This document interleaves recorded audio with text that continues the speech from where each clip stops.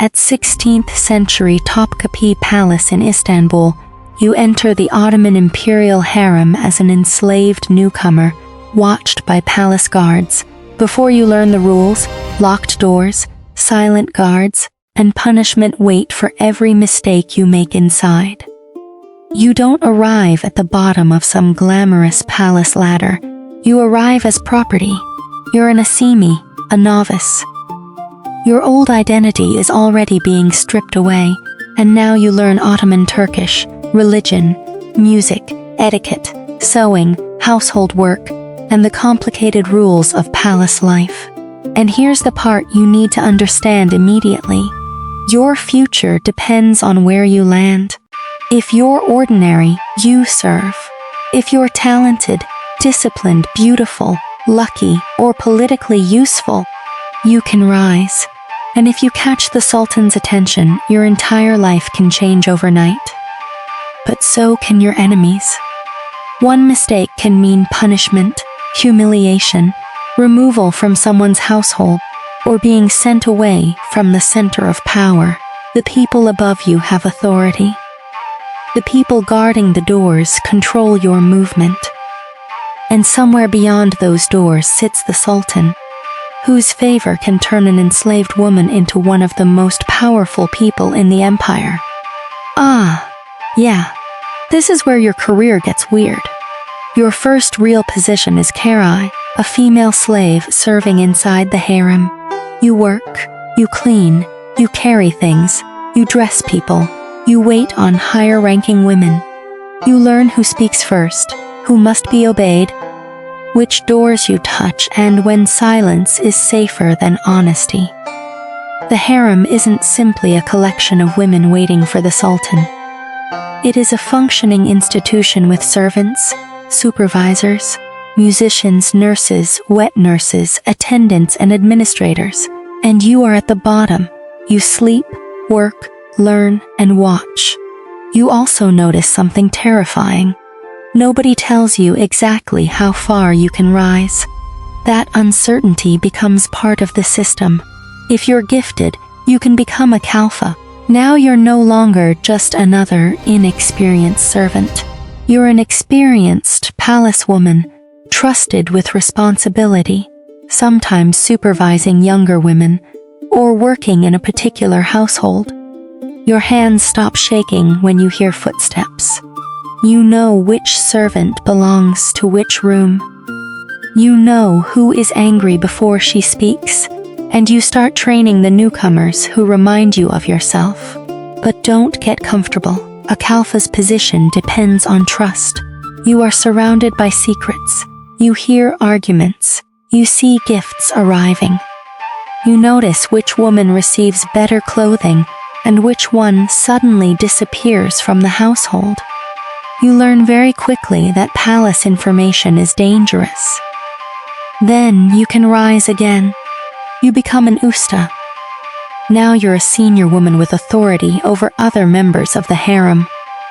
Different Ustas handled different responsibilities, and senior women could become important administrators within the palace. This is where your life stops looking like ordinary slavery and starts looking like something much stranger.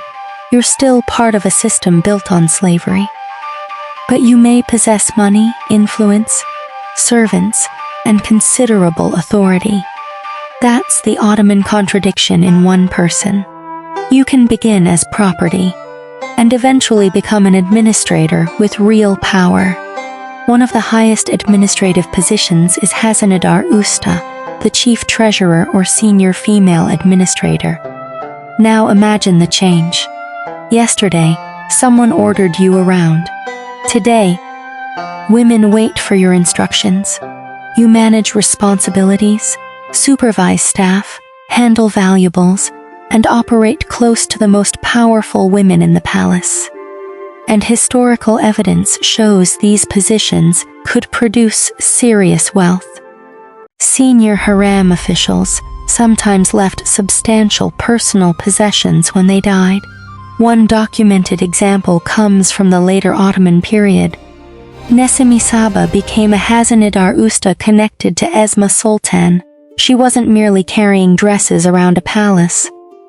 Records show she accumulated wealth, developed financial interests, and became politically influential around Esma Sultan.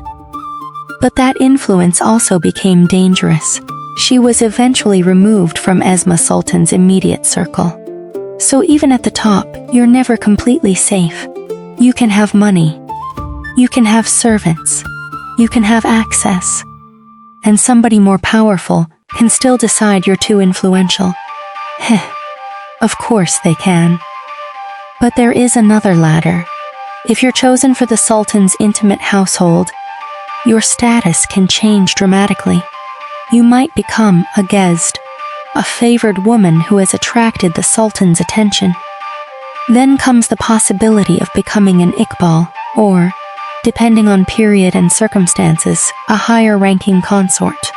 Now the stakes are enormous, because the Sultan isn't simply a powerful man, he is the center of the dynasty.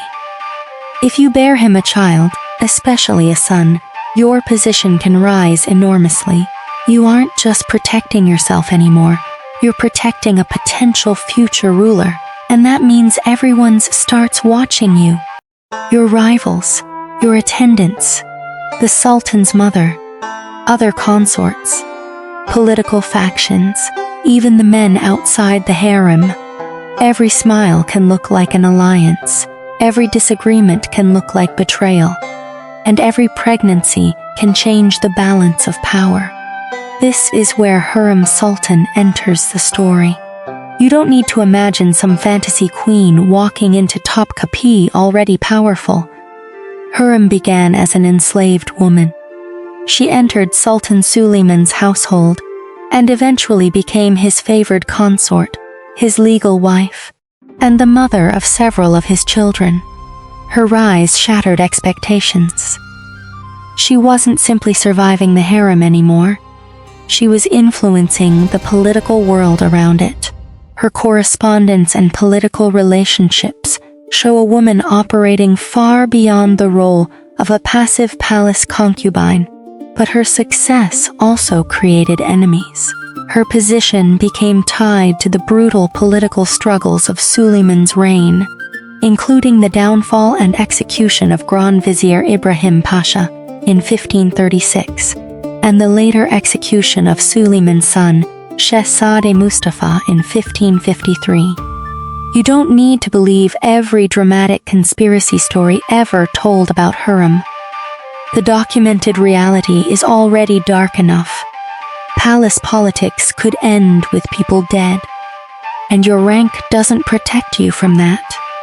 Eventually, if you're the mother of the Sultan's child and receive sufficiently high status, you can become a kadın, one of the Sultan's principal consorts. Now you have your own household. You have attendants. You receive income and gifts. Your position is recognized inside the dynastic structure. But here's the catch. Your son may be your greatest protection. He may also be the reason your enemies fear you.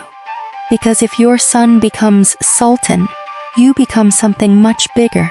You become Valide Sultan. And this is the final transformation. The woman who once entered the palace as an enslaved girl can become the mother of the reigning Sultan. Now you don't wait outside the door. The door opens for you. You have your own household, enormous resources, political access, and influence over your son. Valide Sultan was among the most powerful positions a woman could hold in the Ottoman Empire. Consider Nurbanu Sultan. She rose from the harem to become the consort of Selim II and then Valide Sultan to Murad III. Safiye Sultan followed another extraordinary path, becoming the powerful consort of Murad III and later the mother of Mehmed III. Then there's Kösem Sultan. And Jesus. Kosem didn't merely survive the system. She mastered it. She became the consort of Ahmed V, the mother of Murad IV and Ibrahim, and the grandmother of Mehmed IV. As Valide Sultan, She became one of the most politically powerful women in the empire. She could influence appointments, communicate with statesmen, control enormous resources, and operate at the center of government. But power creates enemies. In 1651, Kosem was killed inside the Imperial Harem during a violent struggle with supporters of her daughter-in-law, Hürrem Sultan. She wasn't quietly retired, she was murdered. The woman who had spent decades navigating palace politics was finally dragged into a deadly conflict she couldn't escape. And that is the cruelest lesson of your journey through the ranks. You start as an acemi, watched by guards. You become a Cariye, learning obedience. You rise to Kalfa, learning supervision. You become an Usta, gaining authority. You might reach Hazinedar Usta, controlling money and palace administration. You might become a favored consort, then a kadın. You might become Valide Sultan, sitting at the very top of the women's hierarchy.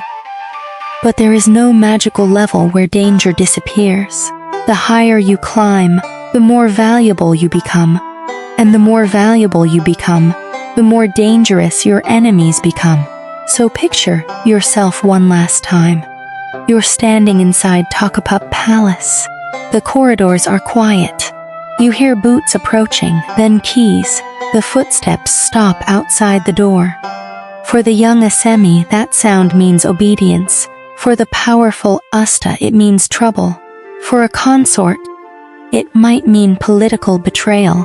And for someone like Kösem Sultan, even the highest rank in the harem could end with someone entering the room to kill you. The doors that once kept you imprisoned also became the walls around your power. And when those doors finally opened for your enemies, your rank could not save you.